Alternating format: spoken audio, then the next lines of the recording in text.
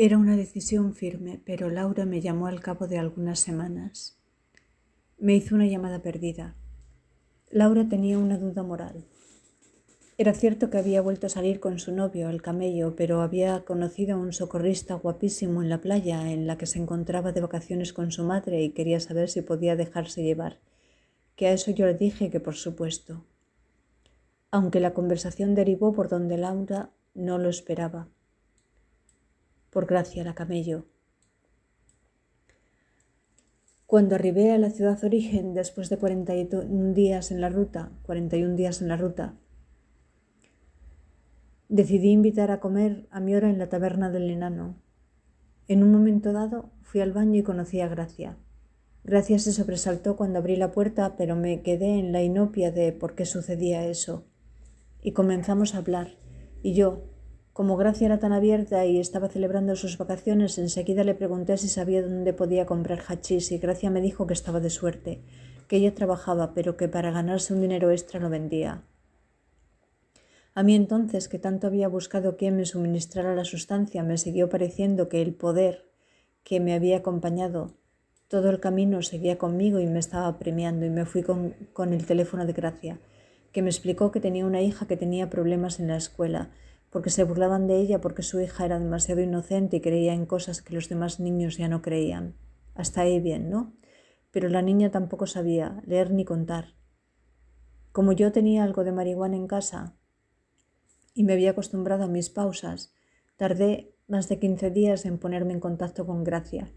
Sucederá algo en ese momento, 3 cosas. La primera fue que tuve que disculparme con un antiguo noviete por haberme quedado con el ejemplar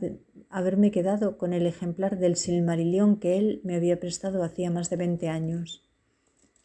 La segunda, que pasó por allí alguien que se detuvo con nosotras porque era amigo de Gracia y que me conocía de la infancia, y que nada menos que decía que todavía recordaba el beso que nos habíamos dado, cuando yo no sospechaba ni siquiera que nosotros hubiéramos hablado nunca. Es verdad que él pudo haberlo soñado, pero parecía tan convencido de lo que contaba que saqué en conclusión que tenía una vida secreta para mí misma y me horroricé.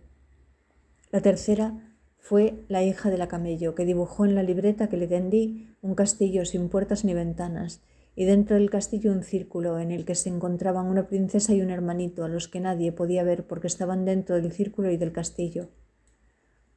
El hermanito existía, por supuesto, y luego en el exterior un hada con una varita mágica, que es la que se suponía que tenía que hacer magia para rescatar a la princesa y al hermanito, y a ella misma se dibuja como una flor.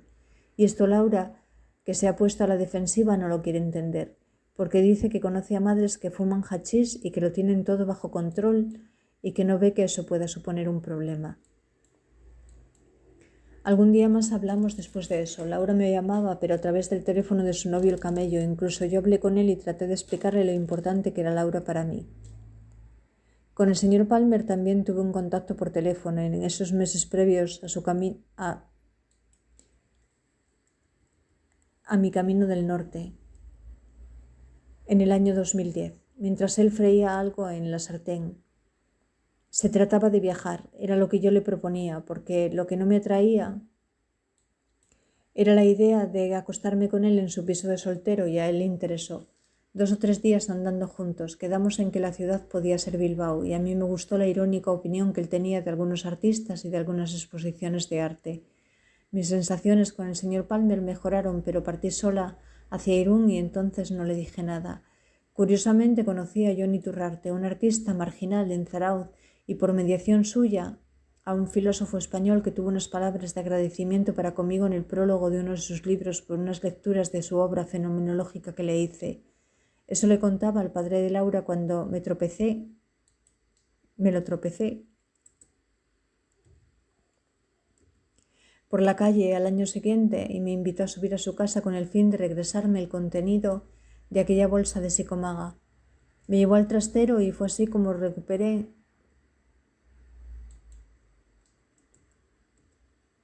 el cultivo espiritual, sobre el amor y la soledad y la Eva futura, el Silmarillion y el libro de Luis Muiño no lo quise. Y el vestido, él decía, no recordarlo siquiera, así que de forma inmerecida se quedó con él. como yo me quedaré con algo suyo minutos más tarde.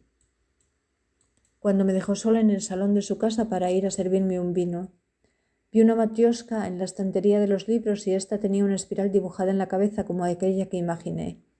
Así que comencé a abrir las muñecas y cuando me encontré con la que consideré la última me la metí en el bolsillo y me apresuré a encajar otra vez las muñecas y dejar la matrioska en su sitio.